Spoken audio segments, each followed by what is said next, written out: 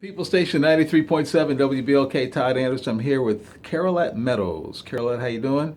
Fine, how are you? Pretty good. I was sent an article that you wrote for the Buffalo Chronicle the other day. Read the article. It was a pretty interesting article.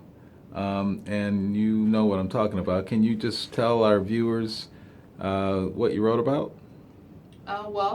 Wrote about the toxic waste located at 858 East Ferry and how the people that are living there now are not supposed to be there because the state and federal government had said that the land was supposed to only be for commercial or industrial use. Now this is factual. Yes, Okay. So the people who are living, what'd you say, on North Ferry, is it? East Ferry. East Ferry? Is there a North Ferry?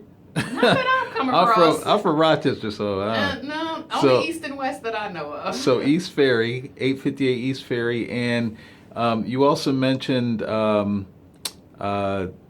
think it's True Bethel churches around there, Right. and are those there are townhouses at 858 East Ferry? Are those the True Bethel townhouses, correct? Correct. Okay, so you're claiming that there's not supposed to be any residential life there whatsoever because of this toxic waste that was cleaned up or never cleaned up or It's a little of both. Um, it was partially cleaned up. okay, Uh, True Bethel and Reverend Pridgen lobbied to get a cleanup effort going right there for that parcel of land okay, where they ended up putting the townhomes. uh-huh, So they cleaned up that little bit, but everything that's surrounding it pretty much. There was a little bit of cleanup elsewhere, but for the most part everything else surrounding it is still contaminated with toxic waste. really? Yes. So do the people that live there know this? Um, Or are they supposed to know? Was there any, they were supposed to know. by what means? In in full, well, just in, I would say, just in good practice, in good faith, they should have known that the rest of the land was not clean. Okay. Um, did he have a legal obligation to tell them? No. He who? uh, Reverend Pridgen, or I should say Councilman Pridgen. I try to make the distinction because I'm not attacking the Reverend, I'm attacking the councilman and the businessman. So Councilman Pridgen and True Development Corporation, who's the spinoff of True Bethel that did the townhomes, in good faith and in good business practice, they should have acted in full disclosure and told those people that the land adjacent to the apartments was still contaminated. Now, in terms of the article you wrote, I believe I read that there were monies allocated To True Bethel itself, $50,000. to educate the community regarding what you're talking about, right? Correct. Did that ever happen? Not to my knowledge. So we don't know if it happened or not. Not to my knowledge. Now, I grew up in that area. I still have family in that area and plenty of friends, and no one knew. So $50,000 was given for that specific purpose, Yes. and if it didn't happen, where's the money? Your guess is as good as mine. Okay, so that's one question that I've reached out to Pastor Darius Pridgen to get his side of this. Haven't heard back yet, but we're going to keep trying. But thank you for coming. So there was money allocated to educate, the neighborhood as to what's going on. Right. And according to what you're saying, we're not sure if that ever happened. Right.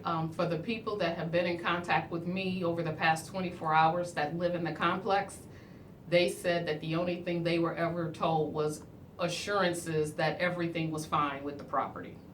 Okay, so they knew that there was a previous issue, right? No, yes and no. They didn't, the two women that I spoke to didn't know the previous history of the land. They heard rumors after they moved in, they said.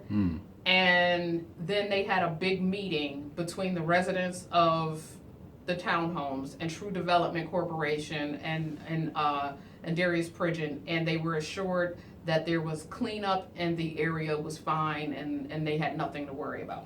Okay, so are you thinking that that's not the case? That would definitely be. Yeah, I think it's sufficient to say that I think that's definitely not the case. I Well, mean, the land has been implicated in disease process against in the surrounding 2 zip codes. Well, I mean, what I'm saying is, do you know people who have fallen ill and it's been associated with some type of, toxic material? Well, no one has not that I know of, no one has had a direct, deliberate relationship link saying, okay, well, yeah, you were exposed to East Ferry, so now you have lupus. But there was a big scientific research team that did come in. From UB, right? And no, this was a special collaboration of scientists, and they did something called the Buffalo Lupus Project. Oh, okay.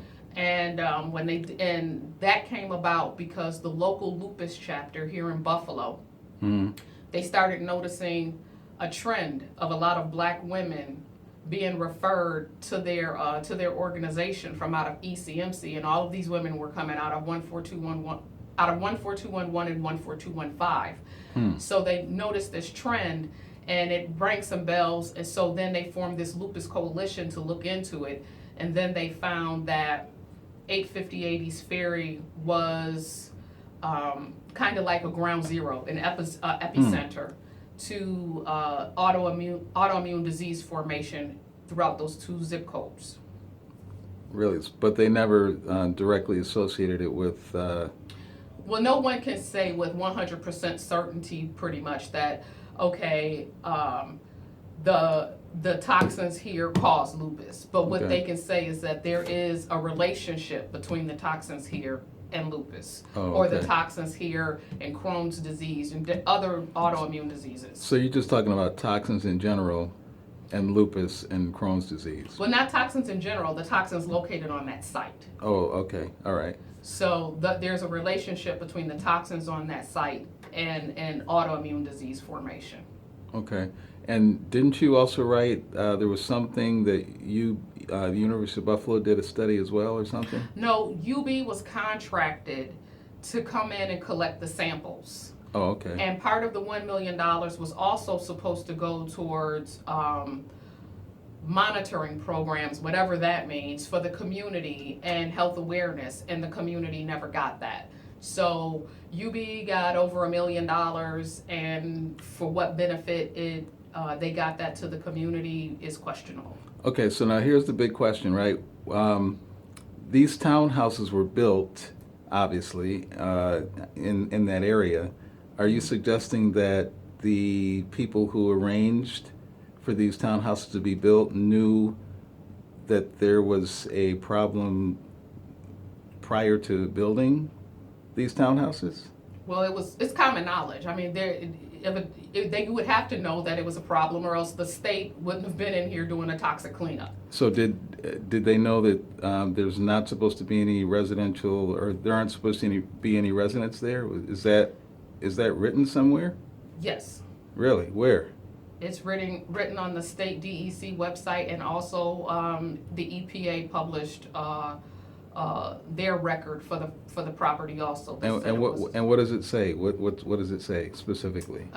It said for the EPA, it said under a section that was captioned future use, and it said non-residential, commercial, industrial use, or a land bank, whatever that is. So how is it, I mean, if that's the case, how is it there's housing there?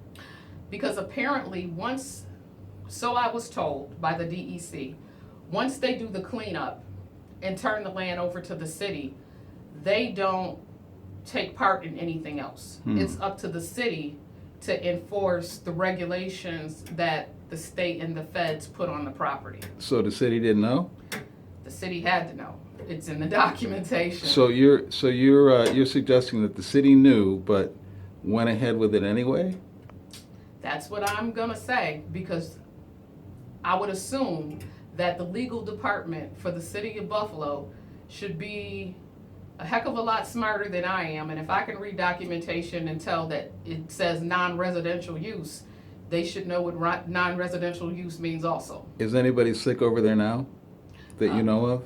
One of the ladies that I spoke with over the past 24 hours said that she has been getting progressively worse since moving into the apartments. Wow. Well, I guess that's it for now. You said a lot. I'm going to, again, try to reach out to Pastor Pridgen and get his side of things, and we'll continue talking about this until we figure it out. It's pretty alarming based on what you're saying. Is there anything else you want to say or share?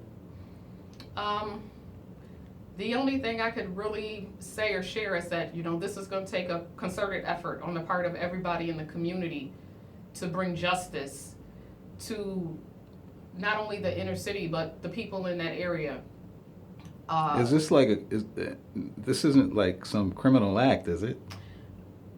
I don't know. I'm not a DA. I'm not a cop. I don't know. That's something that I would imagine the state attorney general or even the federal justice department would have to look into. Now, why all of a sudden did you, just now write this? Do you have a relationship with Pastor Pridgen? Do you guys have any dissension between the two of you, or is there something going on personally? No, absolutely not. Because I think I read in your piece that you tried to reach him, or he ignored you, or something. Well, yeah. Over the past 2 years, I have been behind the scenes because I didn't want it to turn into what it is now. Mm-hmm. So I over the past 2 years, I put forth the effort to try to resolve this issue with Councilman Pridgen behind closed doors. Okay. So I was taking the things that I was finding to him, and also to Joe Gardella, and I'm telling them these people are not supposed to live here. They're not supposed to be here. Okay. And so what was the response? And Councilman Pridgen never really responded to me. He just kept saying, I don't know. And Joe Gardella was saying that it was a typo, that both the state and the federal government made typos in their paperwork. And so there is no animosity against Darius Pridgen, except for the fact that once he became aware, once I told him these people are not supposed to be on this land, in my opinion, he has taken the position of wanting to preserve the project and preserve the investment made in the project over preserving the human life that's living there. Okay. Well, we'll follow up on this. Thanks very much for talking to us today. Yep. Thank you for having me.